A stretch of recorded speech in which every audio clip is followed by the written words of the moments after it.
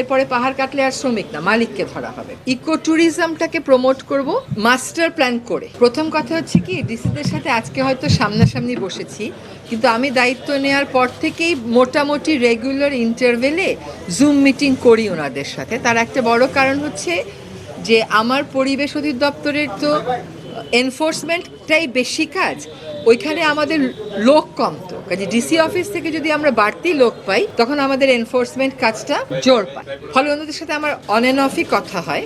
আমরা আজকে যেগুলো বলেছি যে জেলাগুলোতে ওই যে নদী দখল দূষণ মুক্ত করার কর্মসূচিটা কিভাবে কাজ করা যায়, আর আমরা এত অল্প সময় তো 64টা জেলা ধরে পারবো না, তো সেখানে একটা প্রায়োরিটি লিস্ট করা।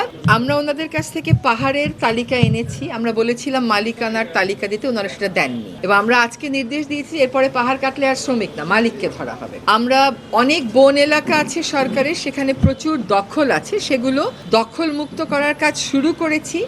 কিন্তু ওরা আবার অনেক রকম কাগজপত্র তৈরি করে ফেলে যেগুলো লিগালি ফাইট করতে হয়।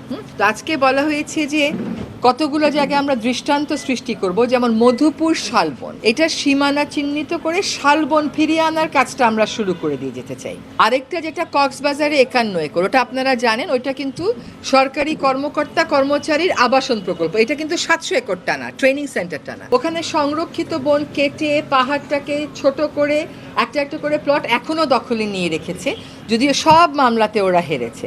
তো আজকে ওনাকে বলা হলো যে আপনি এই পাহাড় আমাকে মুক্ত করে দিয়ে যান এবং এই সংরক্ষিত বন আমাকে মুক্ত করে দিয়ে যান। আরেকটা জিনিস হয় যে সংরক্ষিত বনটা কিন্তু ডিসির নামে থাকে, কিন্তু একটা কলমে লেখা থাকে যে বন বিভাগের ব্যবস্থাপনায়। কোনো কোনো জায়গায় এটা লেখা থাকে না, লিখতে ভুলে যায়, তখনই ওই জায়গাটা তারা অন্য কোথাও বন্দোবস্ত দিয়ে ফেলে। তো বললাম যে এটা হবে না, এই রেকর্ডগুলো আমরা সব ঠিক করে ফেলবো। ঠিক 51 করে এই কাহিনীটাই হয়েছে, যদিও আমার গেজেট নোটিফিকেশন আছে, কিন্তু তারা ওই ব্যবস্থাপনার ক্ষেত্রে আর লিখে নাই যেটা বনের।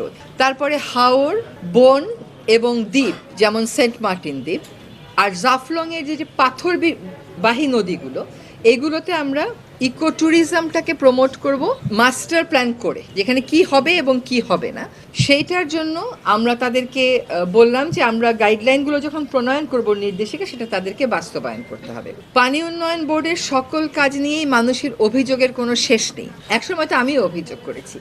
এখন এই অভিযোগগুলো নিষ্পত্তির জন্য তাদেরকে বলা হলো যে এই অভিযোগগুলো একটা কমিটি করে দিয়েছি আমরা, যেখানে একজন হেড থাকবেন, কিন্তু প্রত্যেকটা জেলাতেই যখন কাজগুলো হবে সেখানে জেলা প্রশাসক, একজন শিক্ষার্থী, একজন এলাকাবাসী, তারা ওইটাকে মনিটর করবে।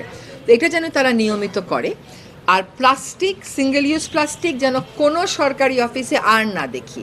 এখনও সরকারি অফিসে গাড়িতে উঠলে গাড়ির মধ্যে প্লাস্টিকের বোতলটা থাকে, এখনও প্লাস্টিকের ফোল্ডারটা থাকে, এটা অভ্যাস হয়ে গেছে।